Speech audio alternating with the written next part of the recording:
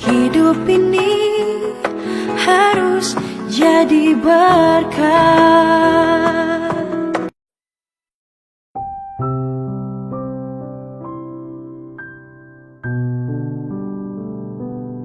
Seorang penulis bernama Cliff Staples Lewis pernah berkata, Tuhan mengizinkan kita untuk mengalami titik-titik rendah kehidupan untuk mengajarkan kita pelajaran yang tidak bisa kita pelajari dengan cara lain. Tak ada yang ingin berada di titik terendah dalam hidup. Namun, tidak bisa dihindari bahwa keadaanlah yang membuat kita berada di titik itu. Entah itu terjadi karena badai hidup, entah karena kesalahan diri sendiri, atau orang lain. Yang pasti, setiap kita pernah berada di titik rendah itu. Perjalanan hidup kadang membawa kita pada sebuah titik terendah untuk membuat kita mengenal siapa diri kita dan apa fungsi kita bagi Tuhan. Namun, kadang kita salah dalam menanggapi setiap proses dan membuat kita kadang memilih berlari dari proses yang sebenarnya membawa kita kepada perubahan terbaik untuk pribadi dan hati kita.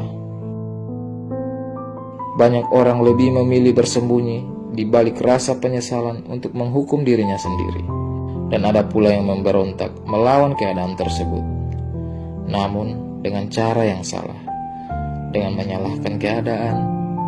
Orang lalu menyalahkan masa lalu, dan yang lebih buruk daripada itu, kita sering menyalahkan Tuhan.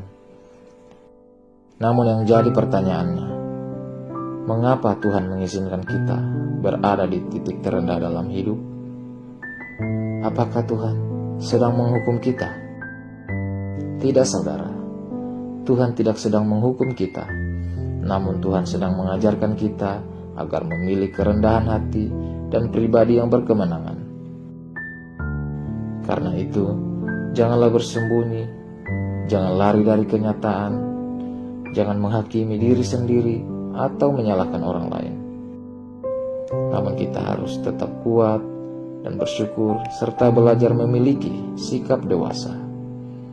Karena pada saat itulah Tuhan sedang membentuk kita menjadi pribadi yang luar biasa dan dewasa dalam kemuliaan Tuhan.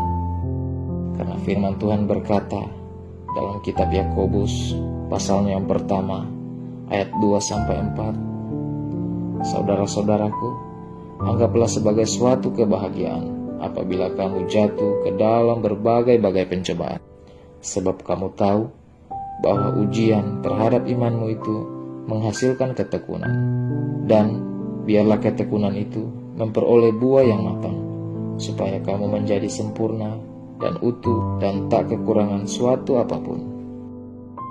Pribadi yang berkemenangan adalah pribadi yang tidak kecewa dengan pembentukan Tuhan, seberat apapun itu, namun tetap menerimanya dengan ucapan syukur dan terus melangkah bersama dengan Tuhan.